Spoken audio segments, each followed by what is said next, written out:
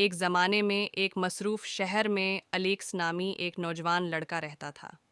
وہ ایک معمولی سے محلے میں پلے بڑھے جو روزمرہ کی زندگی کی ہلچل سے گھرا ہوا تھا۔ اپنی عاجزانہ شروعات کے چیلنجوں کے باوجود الیکس خوابوں اور امنگوں سے بھرا ہوا دل رکھتا تھا۔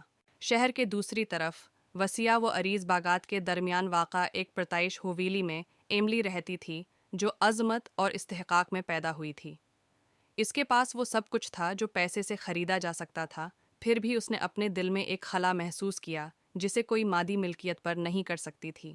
ایک افسوسناک دن ان کے راستے قسمت کے ایک غیر متوقع موڑ میں گزر گئے۔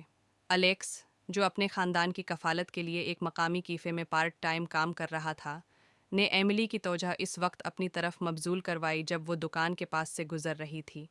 اس کی گرمجوشی اور سچائی سے متاثر ہو کر ایملی نے اپنے پس منظر میں واضح تضاد کے باوجود خود کو اس کی طرف راغب پایا۔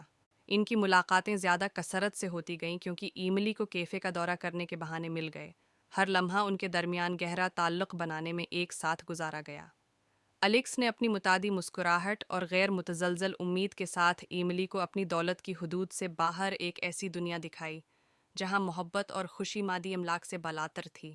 ایملی کے اہل خانہ کی جانب سے ناپسندیدگی کے باوجود، جن کا خیال تھا کہ وہ مساوی حیثیت کی مستحق ہیں، ان کی محبت ہر گزرتے دن کے ساتھ مضبوط ہوتی گئی۔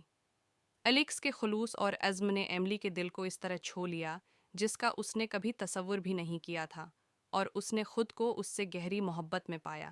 لیکن جوں جوں ان کی محبت پروان چڑھی، ویسے ویسے ان چیلنجوں کا بھی سامنا کرنا پڑا۔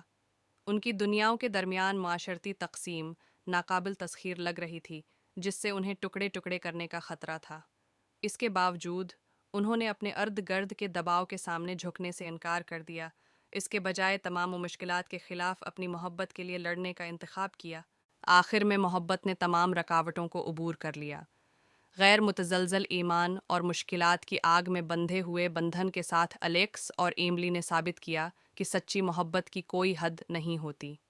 انہوں نے مل کر محبت، ہنسی اور لامتناہی امکانات سے بھرے سفر کا آغاز کیا، معاشرے کی توقعات کو نظر انداز کیا اور ایک ایسی دنیا کے پس منظر میں اپنی پریوں کی کہانی لکھی جس نے انہیں الگ رکھنے کی کوشش کی۔